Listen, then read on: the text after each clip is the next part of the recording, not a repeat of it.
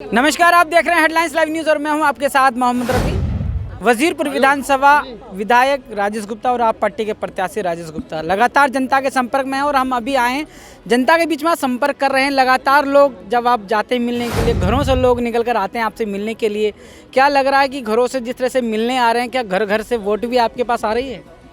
देखो, मैं इतना जानता हूँ कि 10 साल बहुत अच्छे बीते हैं। मैं अपने किसी भी भाषण में कोई नेगेटिव बात करता ही नहीं, किसी दूसरी पार्टी का नाम भी नहीं लेता। मुझे ज़रूरत ही नहीं है। अपना काम बता दूँ उतरने के लिए ही समय कम है। तो लोगों से मेरे 10 साल व्यवहार रहे हैं, काम रहे हैं। मैं यहाँ इस पार्क के अंदर योगा करता हूँ, दौड़ाराम पार्क में मेनली करता हूँ। कभी कभी सेम ही हमारी ब्रांच है वो यहाँ भी लगती है, यहाँ भी आता हूँ। यहीं गुरुजी के प्रोग्राम्स के अंदर आता हूँ। ये बेंचेस मेरे लगाए हुए हैं, सामने लाइटें हुई आ रही हैं। मतलब इतने काम है। मैंने यहीं साइकिल चलानी सीखी और आज यहीं साइकिल चला रहा हूँ। यहीं केशवपुरम में रहता हूँ, यहीं C6 में मेरे एक मेन ऑफिस में से एक वहाँ पर है। तो लोगों से मेरे संबंध है, मेरे परिवार के लोग हैं। जैसे मेरे उधर बुआ की लड़की खड़ी है, मेरे चाचा खड़े हुए, मेरे जीजा खड़े हुए, बहुत सारे लोग यहाँ पर ऐसे मिलेंगे जो आपको मेरे परिवार मेरे साथ पढ़े हुए हैं। मैं त्यागी पब्लिक स्कूल का पढ़ा हुआ हूँ। बहुत सारे बच्चे यहीं पे आज भी रहते हैं। या मेन मार्केट में दुकान है, मेरे जूनियर हैं, बहुत सारे लोग आपको ऐसे मिलेंगे। तो मेरे लिए एक घर है और यही वजह रही है कि चाहे किसी पार्टी का एक ज़माने में गढ़ माना जाता था, मैं 2020 में भी जीत गया था।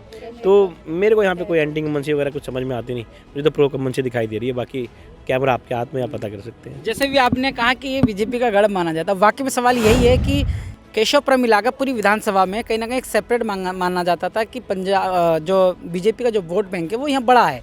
क्या लग रहा है कि आपके सामने जो प्रत्याशी हैं वो कितना प्रभावित कर पा रहे हैं इसको?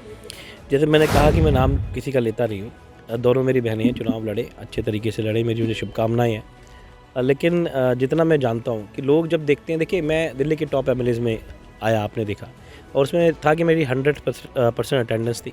सबसे ज़्यादा सवाल उठाने थे, तो मैं उन सब चीज़ों में वो करता रहा जो लोग मुझसे इच्छा रखते हैं कि मुझे करना चाहिए था। मैंने अपने पैसे को पूरी तरीके से बराबर फैलाया और मैं खुद अपने काम को देखता रहा। तो मुझे लगता है कि जनता इस बात को समझती है कि जो वो मुझसे चाहती थी मैं कर रहा था और टॉप पोजीशन पे ही कर रहा था। बाकी वो भी आपके सामने उन दोनों, वैसे सब जानते हैं कि कंपटीशन किस में है। लड़ने को तो 9 कैंडिडेट लड़ रहे हैं, लड़ 2 ही रहे हैं और बाकी एक के साथ लड़ रहे हैं, खिलाफ वो तो मेरे ही हैं। तो एक ही बात, लेकिन लोग समझते हैं बहुत अच्छी तरीके से कौन कहाँ बेहतर है, कौन आपको विधानसभा में या सड़क पे कौन आपको ज़्यादा अच्छी तरीके से रिप्रेजेंट कर सकता है, कौन सुबह 5 बजे प्रभात फेरी में आ सकता है, कार्तिक की पूजा में आ सकता है। तो ये लोगों को पता भी है, लोग जानते हैं। 10 साल से जब उन्होंने मुझे एक तरीके से, उनको एक एक्सपीरियंस्ड है। तो जब एक्सपीरियंस है तो ये कोई समझदारी नहीं है कि जो गोद में होता है वो अच्छा होता है। पेट की ज़्यादा आस नहीं करनी चाहिए, गोद का ज़्यादा। एक आखिरी सवाल लेना चाहूँगा कि केशवपुरम इलाके में हम मौजूद हैं। क्या लगता है कि केशवपुरम इलाके में आपने ऐसे काम किए हैं कि केशवपुरम की जनता जो है वाकई में ही उस काम के आधार पर वोट आपकी तरफ जाएगा उनका?